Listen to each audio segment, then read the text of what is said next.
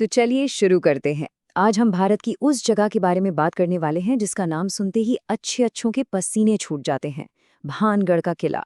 हम बिल्कुल निष्पक्ष होकर ये समझेंगे कि आखिर इस जगह से जुड़ी इन डरावनी कहानियों के पीछे का असली सच क्या है और इतिहास इस बारे में क्या कहता है। अब देखिए, सबसे दिलचस्प बात क्या है, वो है आर्कियोलॉजिकल सर्वे ऑफ इंडिया यानी ASI का ये बोर्ड।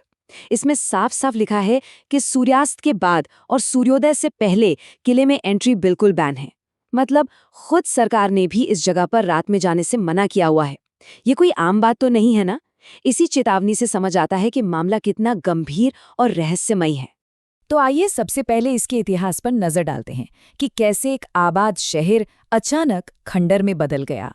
साल 1573 1573 आमेर के राजा भगवंत दास ने अपने बेटे माधो सिंह के लिए अरावली की खूबसूरत पहाड़ियों के बीच ये शानदार शहर बसाया था।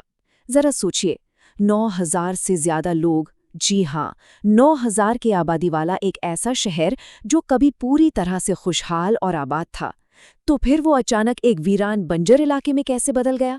यहीं से शुरू होती हैं वो स्थानीय लोक कथाएं जो सदियों से सुनी जा रही हैं।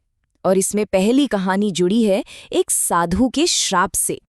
तो कहानी कुछ यूं है कि गुरु बालूनाथ नाम के एक सिद्ध तपस्वी वहां रहते थे। जब किला बन रहा था तो राजा ने उनसे एक वादा किया था। वादा ये था कि किले की ऊंचाई कभी भी इतनी नहीं होगी कि उसकी परछाई तपस्वी के तपस्या स्थल पर पड़े। राजा की आने वाली 2 पीढ़ियों ने तो इस वादे को बड़ी ईमानदारी से निभाया, लेकिन जब तीसरी पीढ़ी ने गद्दी संभाली तो उन्होंने इस बात को पूरी तरह नजरअंदाज कर दिया। उन्होंने किले की ऊंचाई बढ़ा दी और हुआ वही जिसका डर था। किले की परछाई आखिरकार तपस्वी पर पड़ ही गई। और फिर तपस्या भंग होने पर तपस्वी का गुस्सा 7वें आसमान पर पहुंच गया। उन्होंने उसी वक्त श्राप दिया कि ये पूरा शहर तबाह हो जाएगा। अब इसे इत्तेफाक कहिए या श्राप का असर, लेकिन स्थानीय लोग मानते हैं कि इसी वजह से भानगढ़ का विनाश हुआ। और साथ ही 1783 का वो खौफनाक चालीसा अकाल भी पड़ा। ऐसा अकाल जिसने पूरे उत्तर भारत में लाखों लोगों को भुखमरी का शिकार बना दिया। हैरानी की बात तो ये है कि लोगों का मानना है कि वो प्राचीन श्राप आज भी सक्रिय है। कहा जाता है कि अगर आज भी कोई वहां बसने की कोशिश करता है और नया घर बनाता है तो उसकी छत कभी टिकती ही नहीं, वो अपने आप गिर जाती है। और शायद यही वजह है कि आज तक वो पूरा इलाका बस खंडहर ही बना हुआ है। खैर, अब आते हैं दूसरी कहानी पर। और सच कहूं तो ये वाली कहानी सबसे ज्यादा मशहूर है, तांत्रिक का काला जादू और इसका जुनून। इस कहानी में 2 बिल्कुल अलग किरदार हैं। एक तरफ है भानगढ़ की राजकुमारी रत्नावती, जो अपनी बेइंतहा खूबसूरती और गजब की समझदारी के लिए दूर दूर तक मशहूर थीं। और दूसरी तरफ एक आम सा दिखने वाला तांत्रिक जिसका नाम था सिंधिया। ये इंसान काले जादू में माहिर था और राजकुमारी को पाने के लिए खतरनाक हद तक जुनूनी था। अब इस तांत्रिक ने एक भयानक साजिश रची। एक दिन बाजार में राजकुमारी की दासी को देखकर उसने राजकुमारी के बालों के तेल पर काला जादू कर दिया। लेकिन राजकुमारी रत्नावती भी बहुत तेज थीं। उन्हें तुरंत शक हो गया और उन्होंने वो तेल एक बड़ी सी चट्टान पर दे मारा। जादू का असर इतना भयंकर था कि वो चट्टान खुद ब खुद लुढ़कते हुए तांत्रिक की छाती पर जा गिरी।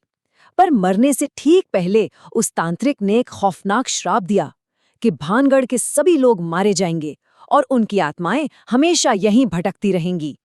और कहा जाता है कि इस श्राप का परिणाम बहुत ही भयानक रहा। कुछ ही समय बाद पड़ोसी राज्य अजबगढ़ और भानगढ़ के बीच एक बहुत ही प्रलयंकारी युद्ध छिड़ गया। इस कत्लेराम में राजकुमारी रत्नावती समेत शहर का हर एक इंसान मारा गया और इस तरह वो जीता जाता शहर पूरी तरह से वीरान हो गया। बस इन्हीं कहानियों ने आज के भानगढ़ को इतने सारे पैरानॉर्मल दावों का केंद्र बना दिया है। जो लोग आज वहां जाते हैं उनका दावा है कि रात में वहां बाकायदा एक भूतों का बाजार सजता है। खंडहरों से चीखने और भयानक हंसी की आवाजें आती हैं। नर्तकियों की हवेली से घुंघरुओं की झंकार सुनाई देती है। और तो और कुछ लोगों को ऐसा महसूस होता है जैसे कोई अदृश्य शक्ति उनका गला घोंट रही हो। ये भी कहा जाता है कि रात में वहां रुकने वाला इंसान या तो अपनी जान गंवा देता है या अपना दिमागी संतुलन खो बैठता है। तो चलिए, अब जरा इन खौफनाक कहानियों से बाहर निकलते हैं और देखते हैं कि आधुनिक जांच और असल तथ्य क्या कहते हैं। देखिए, कई बड़े न्यूज़ चैनल्स और पैरानॉर्मल सोसाइटी ऑफ इंडिया की टीमों ने इन दावों की सच्चाई जानने के लिए रात के समय किले की काफ़ी जांच पड़ताल की है। उन्होंने भूतों का पता लगाने वाले एडवांस्ड डिवाइस भी इस्तेमाल किए।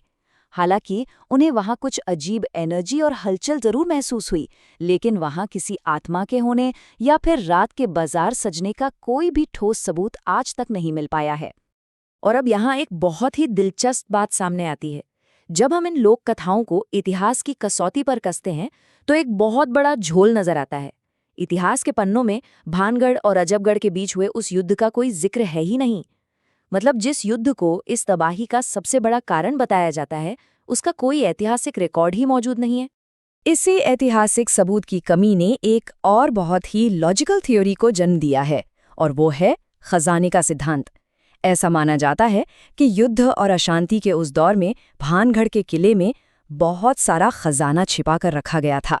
तो ये पूरी तरह से मुमकिन है कि लुटेरों को उस खजाने से दूर रखने के लिए ही जानबूझकर इन भूतों और आत्माओं की खौफनाक अफवाहों को फैलाया गया हो। तो अब सोचने वाली बात यह है, इतिहास में भानगढ़ के निर्माण का तो पूरा और स्पष्ट रिकॉर्ड है कि वो कैसे बना, लेकिन 9000 की आबादी वाले पूरे के पूरे शहर के विनाश का जिक्र इतिहास से कैसे गायब हो सकता है?